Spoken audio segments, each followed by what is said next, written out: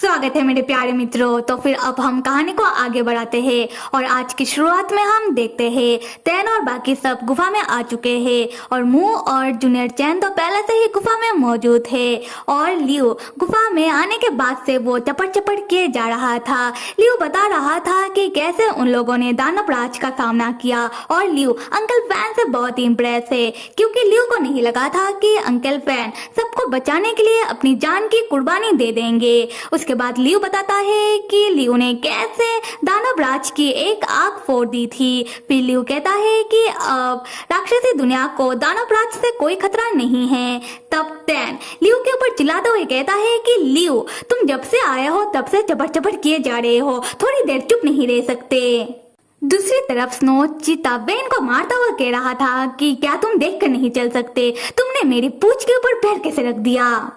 लियो तब तैन के ऊपर गुस्सा करता हुआ कहता है कि तैन ने लियो को डांट क्यों दिया, तैन का प्रॉब्लम क्या है। तब जूनियर चैन आकर लियो को संभालता है और लियो से कहता है कि लियो तुम शांत हो जाओ, देखो मेरे सीनियर तैन का मूड सही नहीं है, तो मेरे सीनियर तैन जो कह रहे हैं तुम वो मान जाओ। लियो कहता है कि वो तैन का बात क्यों माने। तब मू लियो से कहता है कि अगर लियो को किसी का बात नहीं मानना तो लियो यहाँ से जा सकता है। लियो तब हंसता हुआ कहता है कि नहीं नहीं, लियो सबका बात मानने के लिए तैयार है। तब वेन लियो के पास आकर रोता हुआ कहता है कि वेन और लियो का हालत बिल्कुल एक जैसा है। तब लियो कहता है कि तुम मुझसे दूर रहो वरना मैं तुम्हें तबाह कर दूंगा। एंड वेन लाइक मैंने क्या किया। तब हम मास्टर होंग को देखते हैं जो गुफा के अंदर वाले कमरे से बाहर निकल कर आते हैं और मास्टर होंग को देखते ही स्नो चीता और तैन दौड़कर मास्टर होंग के पास आते हैं।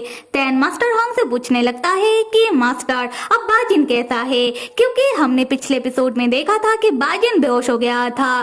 खैर तब हम मास्टर होंग को देखते हैं जिनको देखकर लग रहा है कि वो थोड़ा परेशान हैं, पर फिर भी मास्टर होंग तैन को बताते हैं कि बाजिन अब ठीक है, तुम चाहो तो जाकर बाजिन से मिल सकते हो क्योंकि बाजिन को होश आ गया है। तैन तब बाजिन के पास जाने लगता है, फिर तैन रुक जाता है और दोबारा मास्टर होंग के पास आकर सीनियर जंगलाव की आत्मा वाली बोतल मास्टर होंग को पकड़ाते हुए कहता है कि अंकल फैन ने मुझसे कहा था कि ये बोतल मैं आपको सौंप दूं। फिर तैन बाजिन के पास चला जाता है और मास्टर होंग उस बोतल को लेकर जाने लगते हैं। तब पीछे से जूनियर चैन मास्टर होंग को बताता है कि अंकल फैन अब इस दुनिया में नहीं रहे।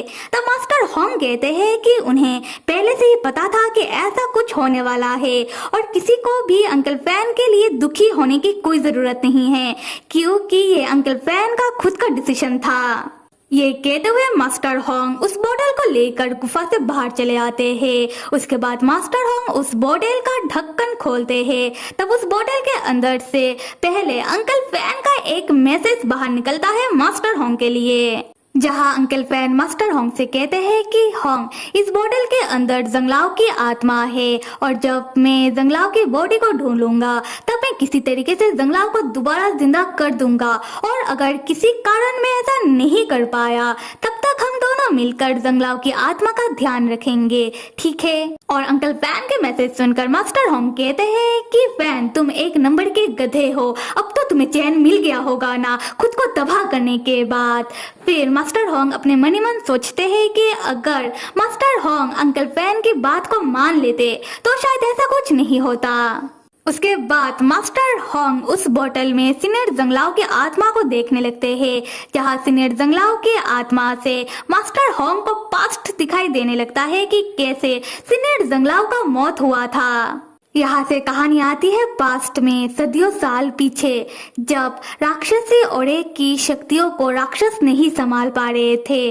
तब राक्षसी ओरे को पाताल लोक में लाइलाइन के सील के अंदर कैद किया गया था और उस समय लाइलाइन के सील को अंदर से सील किया था सीनियर जंगलाव और उनके कुछ साथियों ने। और यहाँ मैं बता दूं कि उस समय लाइलाइन के सील को बाहर से सील किया था मुंह और उन लोगों के बाकी साथियों ने। खैर यहाँ हम लाइलाइन के सील के अंदर का नजारा देखते हैं। जैसे ही सील होता है तब हम सीनियर जंगलाव को देखते हैं। उन्होंने अपने आसपास राक्षसा अम्ब्रेला से एक घेरा बनाकर रखा है वो सोचते हैं कि अब उन लोगों ने राक्षसी ओरे को लाइलान के सील के अंदर कैद कर दिया है और लाइलान के सील को अंदर से भी सील कर दिया है। अब उन्हें जल्दी जाकर अपनी बाकी साथियों को ढूंढकर अपनी राक्षसा अम्ब्रेला की शक्तियों से उन लोगों का मदद करना चाहिए। उसके बाद सीनियर जंगलाव अपनी बाकी साथियों को ढूंढते हुए उन लोगों के पास पहुंचते हैं, पर तब तक बहुत देर हो चुका था क्योंकि उनके सारे साथियों के अंदर तब तक राक्षसी ओरा जा चुका था और वो लोग राक्षसी ओरे के कब्जे में आ चुके थे। उसके बाद उनके साथी पागल होकर एक दूसरे को ही मार रहे थे। ये देखकर सीनियर जंगलाव का होश उड़ जाता है। उसके बाद सीनियर जंगलाव अपने आसपास देखते हैं कि जितने भी जंगली बीस्ट या फिर जंगली जानवर थे उनके अंदर भी धीरे धीरे करके राक्षसी ओरा जा रहा था और वो लोग भी धीरे धीरे करके पागल हो रहे थे। तब वहाँ हम एक जंगली बिल्ली को देखते हैं जिसको राक्षसी ओरे से उतना फर्क नहीं पड़ रहा था जैसे कि बाकियों को पड़ रहा था। ऐसा लग रहा था कि वो जंगली बिल्ला बाकियों से थोड़ा शक्तिशाली है। खैर फिर भी वो जंगली बिल्ला जितने भी लोग राक्षसी ओरे के कब्जे में आकर स्पिरिट फोर्स डिवीजन में चले गए हैं उन सारे लोगों से वो बिल्ला छुपता फिर रहा था। उसी वक्त सीनियर जंगलाव का एक साथी जो पहले से ही राक्षसी ओरे के कब्जे में आकर पागल हो चुका है वो उस जंगली बिल्ले को देख लेता है। उसके बाद वो उस जंगली बिल्ले को उठाकर बस खाने वाला था। उसी वक्त सीनियर जंगलाव आकर उस बिल्ले को बचाते हैं और अपने पास रख लेते हैं, पर उनका वो साथी तब पागलों की तरह सीनियर जंगलाव के ऊपर हमला करने लगता है। सीनियर जंगलाव तब अपने साथी को याद दिलाने लगते हैं कि होश में आ जाओ, देखो ये मैं हूँ तुम्हारा सीनियर। पर उनका वो साथी तब पागलों की तरह सीनियर जंगलाव को मारने के लिए उनके पीछे भागने लगता है। सीनियर जंगलाव भी तब अपना जान बचाने के लिए उस बिल्ली को उठाकर वहां से भागने लगते हैं। तब सीनियर जंगलाव भागते भागते एक पॉइंट में आकर रुक जाते हैं क्योंकि आगे कोई रास्ता ही नहीं था। तब उनका वो साथी सीनियर जंगलाव के पीछे आता है और उन्हें बस मारने ही वाला होता है।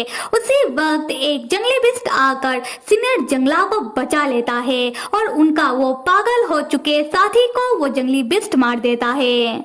इस दौरान वो जंगली बिस्ट भी राक्षसी ओरे के कब्जे में आ जाता है और उससे पहले वो जंगली बिस्ट भी पागल हो जाए वो वहां से भाग जाता है। ये देखकर सीनियर जंगलाव तब भावुक हो जाते हैं। वो मन ही मन सोचते हैं कि उनके साथ लाइलान के सिल के अंदर उनकी जितने भी साथी आए थे उन्हें तो वो बचा नहीं पाए, पर एटलीस्ट लाइलान के सिल के अंदर जितने भी जंगली बिस्ट और जंगली जानवर फंस गए हैं उन्हें बचाने के लिए वो कुछ तो कर सकते हैं क्योंकि उन बेचारों का तो कोई दोष नहीं है। उसके बाद सीनियर जंगलाव उस जंगली बिल्ले से बात करने लगते हैं। वो उस बिल्ले से कहते हैं कि मेरे दोस्त अब लगता है कि यहाँ सिर्फ हम दोनों ही हैं जो एक दूसरे को समझ सकते हैं। मैंने जितना सोचा था उससे भी ज्यादा बदतर यहाँ का हालात हो चुका है और राक्षसी ओरे से यहाँ के सारे जंगली बिस्ट और जंगली जानवर स्पिरिट फोर्स डिवीजन में जाकर पागल हो जाए उससे पहले हमें उन्हें बचाना चाहिए। उसके बाद हमें दिखाया जाता है कि कुछ दिन बीत जाता है और इन दौरान सीनियर जंगलाव अपनी राक्षसा अम्ब्रेला के घेरे के अंदर थे और उन्होंने अपने साथ उस जंगली बिल्ले को भी राक्षसा अम्ब्रेला के घेरे के अंदर ही रखा हुआ था। खैर हम देखते हैं कि सीनियर जंगलाव उस जंगली बिल्ले के साथ पाताल लोक की लाइलान के सिल के अंदर यहाँ से वहाँ कुछ दिन भटकने के बाद वो आते हैं ब्लैक माउंटेन वैली में। फिर सीनियर जंगलाव ब्लैक माउंटेन वैली को गौर से देखने के बाद कहते हैं कि यही सही प्लेस है। अगर मैं यहाँ चारों ओर राक्षसा अम्ब्रेला बना दूँ उसके बाद मैं यहाँ के बाकी सारे जंगली बीस्ट और जानवरों को राक्षसी ओरे से बचा सकता हूँ। उसके बाद सीनियर जंगलाव अपने पास से राक्षसा अम्ब्रेला के घेरे को हटा देते हैं जिससे वो ब्लैक माउंटेन वैली के चारों ओर राक्षसा अम्ब्रेला को बना सके। खैर जैसे ही वो ऐसा करते हैं तब आसपास जितने भी राक्षसी ओरा थे वो सब धीरे धीरे करके सीनियर जंगलाव के अंदर जाने लगते हैं। इस बात को सीनियर जंगलाव समझते हैं पर वो फिर भी नहीं रुकते। वो अपनी पूरी ताकत के साथ ब्लैक माउंटेन वैली के चारों ओर राक्षसा अम्ब्रेला को तैयार कर देते हैं। खैर उसके बाद सीनियर जंगलाव देखते हैं कि ब्लैक माउंटेन वैली के अंदर अभी भी कुछ राक्षसी ओरा मौजूद है। वो सोचते हैं कि उन्हें जल्दी से इन राक्षसी ओरे को ब्लैक माउंटेन वैली से बाहर निकलना होगा। फिर सीनियर जंगला उस जंगली बिल्ली से कहने लगते हैं कि मेरे दोस्त, अब तुम जाकर यहाँ के सारे जंगली बीस्ट और जानवरों को इस ब्लैक माउंटेन वैली में राक्षसा अम्ब्रेला के नीचे लेकर आओ, जिससे वो लोग राक्षसी औरे से बच सके। फिर वो जंगली बिल्ला सीनियर जंगलाओं का बात मानकर सारे जंगली बीस्ट और जानवरों को बुलाने के लिए चला जाता है और जाते वक्त वो एक बार मुड़कर सीनियर जंगलाओं की ओर देखता है। सीनियर जंगलाओं तब मुस्कुराते हुए उस जंगली बिल्ले को अलविदा कहते हैं और कहते हैं कि तुम अपना ध्यान रखना और सबको लेकर जल्दी वापस आ जाना। फिर जंगली बिल्ला अपने साथ जितने भी जंगली बीस्ट और जंगली जानवर थे उन्हें राक्षसा अम्ब्रेला के नीचे लेकर आ जाता है। उसके बाद जंगली बिल्ला ब्लैक माउंटेन वैली में सीनियर जंगलाओं को इधर से उधर ढूंढने लगता है। फिर उसे सीनियर जंगलाओं एक पेड़ के नीचे बैठे हुए मिलते हैं जो अपनी आखिरी सांसें गिन रहे थे। सीनियर जंगलाओं का ऐसा हालत देखकर वो जंगली बिल्ला घबरा जाता है। तब सीनियर जंगलाओं उस जंगली बिल्ले से कहते हैं कि दोस्त, अब बहुत देर हो चुका है, क्योंकि अब सीनियर जंगलाओं के शरीर के अंदर बहुत मात्रा में राक्षसी ऑरा चला गया है, जिसको अब सीनियर जंगलाओं और काबू नहीं कर पा रहे हैं। इसलिए अब सीनियर जंगलाओं का इस दुनिया से जाने का वक्त आ गया है। उसके बाद सीनियर जंगलाओं अपनी सारी राक्षसा अम्ब्रेला की शक्तियां जंगली बिल्ले को देने लगते हैं और उस जंगली बिल्ले से कहते हैं कि दोस्त, मैं आखिरी बार के लिए तुम्हारा इतना ही मदद कर सकता हूँ। मैं अपनी सारी राक्षसा अम्ब्रेला की शक्तियां तुम्हें दे रहा हूँ जो तुम्हें हमेशा सुरक्षित रखेगा। फिर सीनियर जंगलाओं की वही मौत हो जाती है। उसके बाद रिवील होता है जो जंगली बिल्ला है वो असल में दानव राज है, जिसने कहीं ना कहीं सीनियर जंगलाओं को अपना मास्टर मान लिया था। उसके बाद दानव राज अपनी असली फॉर्म में आता है और सीनियर जंगलाओं के शरीर के अंदर चला जाता है और सीनियर जंगलाओं के शरीर में कब्जा कर लेता है। तब हम देखते हैं कि सीनियर जंगलाओं का बाल सफेद से काला होने लगता है। फिर दानव राज सीनियर जंगलाओं के शरीर में अपना आंखें खोलता है और कहता है कि मैं आपको कभी भी खुद से दूर जाने नहीं दूंगा। अभी हम प्रेजेंट में आ जाते हैं, जहां हम देखते हैं कि तैन बाजिन से कह रहा था कि तैन की बात उसके मास्टर होंग से हुई, जहां तैन को पता चलता है कि कैसे मास्टर होंग ने सीनियर जंगलाओं की सोल में से सीनियर जंगलाओं की पास्ट यादों को देखा और ये सारी पास्ट की बातें तैन बाजिन को बताने लगता है। फिर तैन बाजिन से कहता है कि जो जंगली बिल्ला था मतलब दानव राज, उसने अंकल जंगलाओं के शरीर में इसलिए कब्जा नहीं किया था कि वो अंकल जंगलाओं को कोई नुकसान पहुंचाए, बल्कि इसलिए कब्जा किया था कि दानव राज भी बाकियों की तरह ही चाहता था कि किसी तरीके से अंकल जंगलाओं फिर से जिंदा हो जाए। और उसकी यही ऑब्सेशन ने सब कुछ बिगाड़ दिया और आखिर में उसका यही ऑब्सेशन दानव राज की खुद का मौत का वजह बना। फिर तैन भाई साहब बाजिन से मजाक करने लगता है। तैन बाजिन से कहता है कि बाजिन बेहोश कैसे हो गया और बाजिन को इस तरीके से बेहोश होता हुआ देखकर तैन को लगता है कि कोई खुशखबरी है। बाजिन शर्माता हुआ पूछता है कि क्या खुशखबरी है। तैन कहता है कि तैन को लगता है कि बाजिन प्रेग्नेंट है। ये सुनते ही बाजिन लाइक व्हाट। यहाँ तैन बाजिन को याद दिलाते हुए कहता है कि बाजिन को याद तो होगा ही कि बहुत महीने पहले तैन ने रुलेन का नशीला दवाई बाजिन को पिला दिया था और उसके बहुत बाद तैन को रुलेन से पता चलता है कि वो नशीला दवाई पीने के बाद लोग प्रेग्नेंट भी हो सकते हैं। फिर तैन बाजिन से पूछता है कि वो नशीला दवाई पीने के बाद क्या बाजिन को कुछ याद है कि उन दोनों के बीच क्या हुआ था, या बाजिन को जवाब नहीं दे पाता। तब तैन बताता है कि जब बाजिन ने वो नशीला दवाई पिया था उसके बाद उन दोनों के बीच बहुत कुछ हुआ था और यहाँ तैन बाजिन से झूठ कहता है कि जो भी हुआ था सब तैन ने किया था। इसका मतलब अब बाजिन जरूर प्रेग्नेंट है और ऐसे भी प्रेग्नेंट होने का ठेका क्या तैन ने लेकर रखा है। और पाताल लोक से वापस जाने के बाद तैन बाजिन का प्रेगनेंसी वाला चेकअप करवाएगा, वो भी रुलन से, क्योंकि तैन के हिसाब से रुलन बहुत ही अच्छा डॉक्टर है। ये सुनते ही बाजिन डर जाता है। तैन बाजिन से कहता है कि डरने की कोई बात नहीं, क्योंकि तैन को प्रेग्नेंट होने का बहुत अच्छा एक्सपीरियंस है, क्योंकि तैन ने डोडो को जो जन्म दिया है। खैर अब तैन बाजिन का पूरा सपोर्ट करेगा और बाजिन को पूरी तरीके से मदद करेगा। ये सुनकर बाजिन का सिट्टी पिट्टी गुल होने लगता है। तब स्नोचिता आकर बाजिन के ऊपर बैठता है और तैन से कहने लगता है कि तुम बेशर्म आदमी, ये कैसी बातें तुम मेरे मास्टर के साथ कर रहे हो। तब तैन स्नोचिते से कहता है कि तुम चुप रहो और तुम्हारी इतनी हिम्मत कि तुम मेरे पति के छाती के ऊपर आकर बैठो।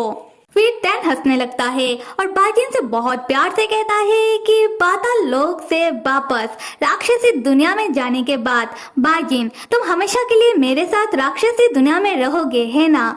और टैन बाजिन को बताता है कि बस कुछ समय का इंतजार, फिर राक्षसी दुनिया में टैन और बाजिन शादी कर लेंगे।